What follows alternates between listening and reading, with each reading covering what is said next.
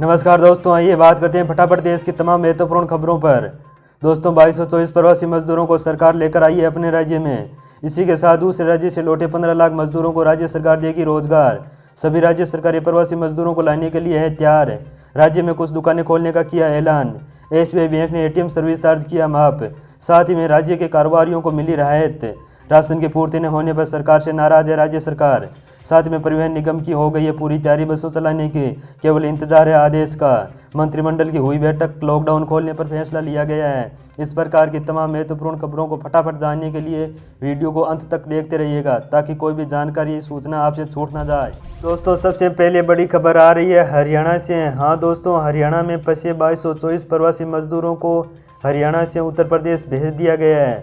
उत्तर प्रदेश सरकार के अतिरिक्त मुख्य सचिव अवनीश अवस्थी ने बताया है कि हरियाणा से अब तक 2224 प्रवासी मजदूरों को 82 बसों के द्वारा उत्तर प्रदेश लाया जा चुका है।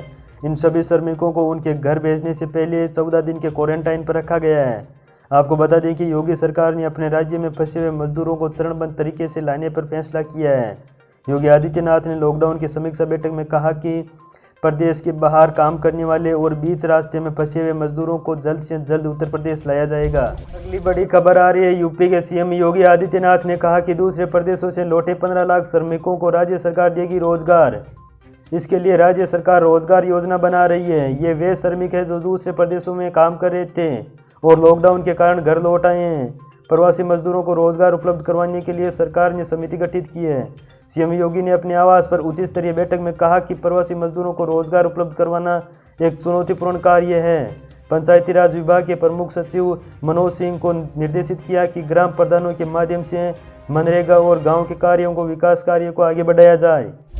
और अगली खबर आ रही है दोस्तों दिल्ली से। दिल्ली के मुख्यमंत्री अरविंद केजरीवाल ने वीडियो कॉन्फ्रेंस के जरिए दिल्ली वासियों को संबोधित किया।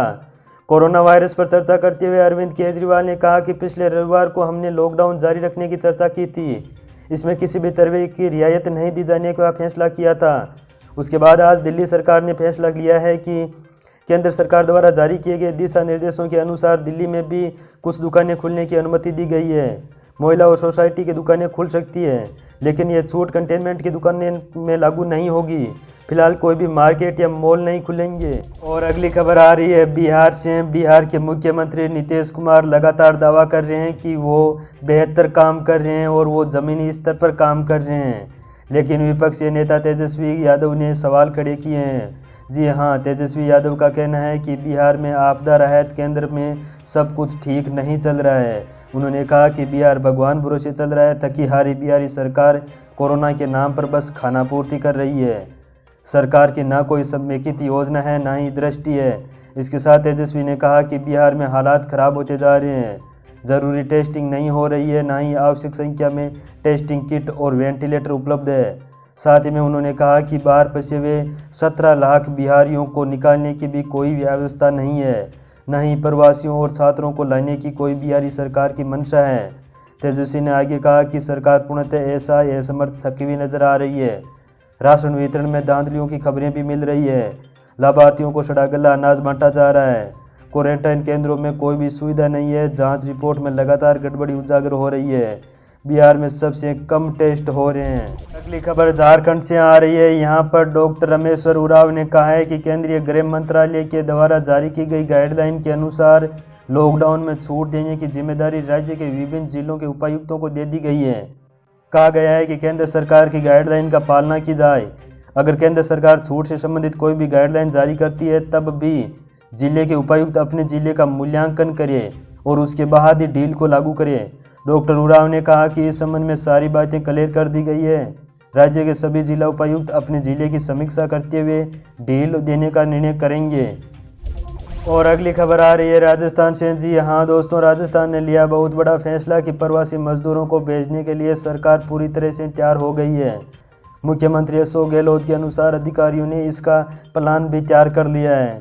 प्रवासियों और श्रमिकों को दूसरे राज्यों की सहमति के बाद चरणबद्ध तरीके से लाया जाएगा। साथ ही राजस्थान में उपस्थित दूसरे राज्यों के श्रमिकों को भी अपने राज्य में भेजा जाएगा। शनिवार को उच्च स्तरीय बैठक में मुख्यमंत्री अशोक गहलोत ने बताया कि प्रवासियों और श्रमिकों को हेल्पलाइन नंबर 1800 180 6127 और वेबसाइट पोर्टल ई मित्र मोबाइल और ई मित्र कियोस्क पर अपना पंजीकरण करवाना होगा। उसके बाद ही सरकार विभिन्न बातों पर विश्लेषण करके तय तिथि के अनुसार लाएगी। मन की बात कार्यक्रम में प्रधानमंत्री नरेंद्र जी मोदी ने देशवासियों को चेताया और कहा कि कोरोना से सावधानी हटी और दुर्घटना घटी। हाँ दोस्तों, आज हमारे देश के प्रधानमंत्री नरेंद्र जी मोदी ने मन की बात कार्यक्रम के जरिए देश को एक बार फिर से संबोधित किया और कोरोना को लेकर अति आत्मविश्वास से बचने को कहा। रेडियो कार्यक्रम के तहत मोदी जी ने कहा कि भारत में कोरोना वायरस के खिलाफ की लड़ाई देश की जनता की लड़ाई है। उन्होंने कहा कि भले ही कारोबार हो, कार्यालय की संस्कृति हो, शिक्षा हो या चिकित्सा का क्षेत्र हो, हर कोई कोरोना वायरस महामारी के बाद की दुनिया के बदलाव में के अनुरूप ढल रहा है। साथ ही उन्होंने कहा कि पूरी दुनिया का अनुभव हमें बहुत कुछ सिखा भी रहा है। उन्होंने कहा कि हमें अति आत्मविश्वास नहीं पालना है क्योंकि कोरोना से सावधानी हटी और दुर्घटना घटी। तो मन की बात का ये 64वां संस्करण है। इसके अलावा उन्होंने मास्क लगाने की भी बात कही। मोदी जी ने कहा कि गमछे से मुंह ढकना बेहतर होगा। अगर आपके पास मास्क नहीं है तो रुमाल या गमछे से मुंह ढकना बेहतर होगा जब भी आप घर से बाहर जाइए तो। इसके अलावा पीएम नरेंद्र मोदी जी ने कहा कि हमने पूरे विश्व को दवा देकर मदद की है। ज़रूरतमंद देशों तक दवाइयाँ पहुँचाने का बीड़ा हमने उठाकर मानवता धर्म निभाया है। उन्होंने कहा कि आज जब भी मेरी अनेक देशों के राष्ट्रीय अध्यक्षों से बात होती है तो वो हमारी भारतीय जनता का आभार व्यक्त करते हैं।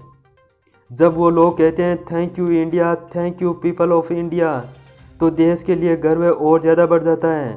इसके साथ ही पीएम मोदी जी ने कहा कि देश में सबकी मदद की जा रही है। प्रधानमंत्री गरीब कल्याण योजना के तहत गरीबों के अकाउंट में सीधे पैसे ट्रांसफ़र किए जा रहे हैं और देश एक टीम की तरह बनकर काम कर रहा है। बहुत अच्छी बात है, हर कोई अपने सामर्थ्य के हिसाब से देश की लड़ाई लड़ रहा है। और अगली बहुत बड़ी खबर आ रही है दोस्तों कि 20 मई तक भारत में कोरोना खत्म हो जाएगा। जी हाँ, कुछ विशेषज्ञों के अनुसार अगर लॉकडाउन की पूरी ईमानदारी से पालना की गई तो हिंदुस्तान में 20 मई तक कोरोना का प्रकोप खत्म हो जाएगा। Singapore university of technology and design ने आर्टिफिशियल इंटेलिजेंस के मुताबिक जुटाए गए आंकड़ों के विश्लेषण करने के बाद ये दावा किया गया है कि भारत जल्द ही कोरोना मुक्त हो जाएगा। दोस्तों, SUTD ने यह भी कहा है कि भारत के साथ और भी कई देश जल्द ही कोरोना मुक्त हो जाएंगे। SUTD ने ससेप्टेबल इन्फेक्टेड रिकवर्ड महामारी मॉडल यानी कि अलग अलग देशों से संदिग्ध संक्रमित और स्वस्थ होने वाले मरीजों के मॉडल का विश्लेषण करने के बाद SUTD ने यह दावा किया है कि 20 मई तक भारत कोरोना मुक्त देश बन सकता है। ये बड़ी खबर आ रही है रेलवे की तरफ से। रेलवे ने फैसला लिया है कि ट्रेन तो चलाई जाएगी लेकिन ज़्यादा किराए के साथ स्लीपर पर ज़्यादा जोर दिया जाएगा। जी हाँ दोस्तों, आप बिल्कुल सही सुन रहे हैं कि कोरोना वायरस ने भारत समेत पूरी दुनिया में तबाही मचा रखी है, जिसे कंट्रोल करने के लिए देशव्यापी लॉकडाउन रखा गया है, जिसके चलते ट्रेन, मेट्रो, फ्लाइट, सार्वजनिक परिवहन पूरी तरह से बंद रखे हैं। लॉकडाउन खत्म होने के बाद रेलवे में ट्रेन चलाने के प्लान पर कुछ विचार कर रही है। जी हाँ दोस्तों, कुछ सूत्रों के मुताबिक लॉकडाउन खत्म होने के बाद शुरुआत में कुछ स्पेशल ट्रेनों को चलाया जाएगा। जी हाँ दोस्तों, सही सुन रहे हैं कि पैसेंजर ट्रेन भी चलाई जाएगी, लेकिन ये ट्रेनें केवल ग्रीन जोन में ही चलाई जाएगी और सिर्फ इमरजेंसी में ही लोगों को यात्रा करने की अनुमति होगी। इस दौरान रेलवे ने किराया भी बढ़ा दिया है। साथ ही सीनियर सिटीजन, छात्रों और दिव्यांगों समेत किराए में मिलने वाली छूट को भी बंद कर दिया है। और अगली बड़ी खबर, झारखंड के मुख्यमंत्री ने झारखंड के निवासी जो अपने राज्य से बाहर फंसे हुए हैं उनके खातों में ट्रांसफ़र किया 1,000 रुपये। जी हाँ दोस्तों, लॉकडाउन में राज्य के बाहर फंसे हुए जितने भी प्रवासी हैं उनके खातों में मुख्यमंत्री हेमंत ने शुक्रवार को एक ऐप के जरिए 1,000 रुपये ट्रांसफ़र किए हैं। एक साथ 1,11,568 प्रवासियों के खातों में ये राशि जमा की गई है। इस अवसर पर मुख्यमंत्री ने कहा कि 29 अप्रैल तक ऐप के माध्यम से सहायता के लिए आवेदन करने की तिथि बढ़ा दी गई है। ज़रूरतमंद इस अवधि तक अपना आवेदन कर सकता है।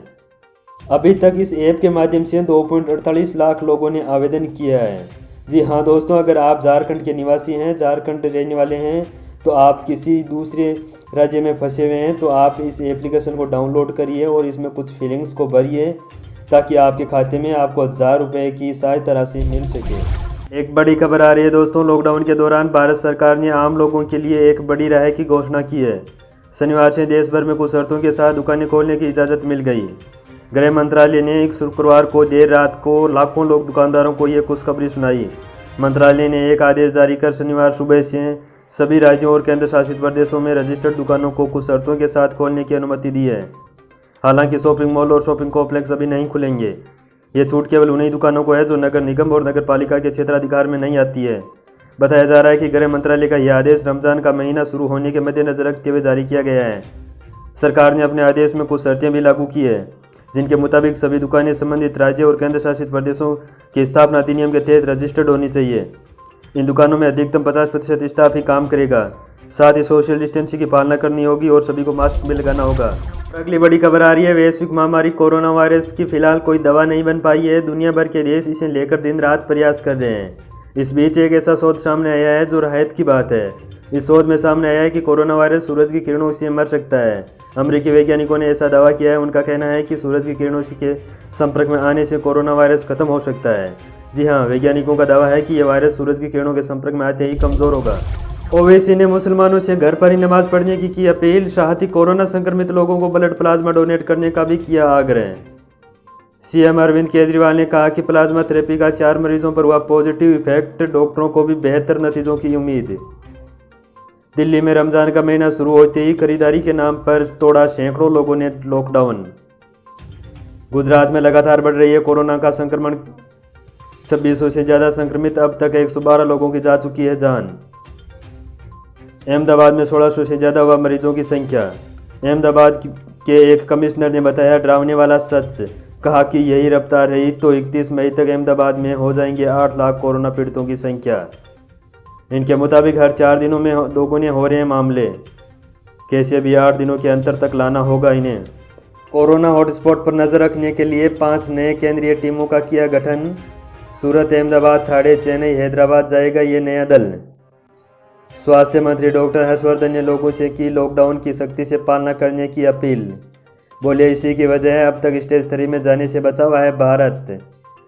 वैज्ञानिकों ने जताई आशंका, मानसून के दौरान कोरोना संक्रमण का शुरू हो सकता है दूसरा दौर। अगली बड़ी खबर आ रही है, सीएम योगी ने कहा कि हम अपने प्रदेश में लॉकडाउन में छूट नहीं देंगे। कोरोना वायरस के प्रकोप को देखते हुए प्रदेश में लॉकडाउन यथावत लागू रहेगा, इसमें कोई बदलाव नहीं किया जाएगा।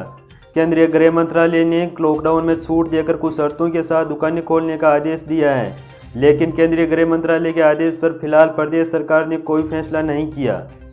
और अगली बड़ी खबर आ रही है बिहार से। बिहार में लॉकडाउन को छूट देने का नीतीश कुमार का फिलहाल कोई इरादा नहीं है। बिहार में लॉकडाउन खत्म होने के बाद भी सभी सेवाएं एक साथ शुरू न करके एक चरणबद्ध तरीके से सेवाएं शुरू की जाएगी। राज्य सरकार इस पर मंथन कर रही है कि सभी सेवाएं अचानक चालू न करके एक चरणबद्ध तरीके से की जाए। फिलहाल अभी लॉकडाउन पर कोई छूट देने का इरादा नहीं है। और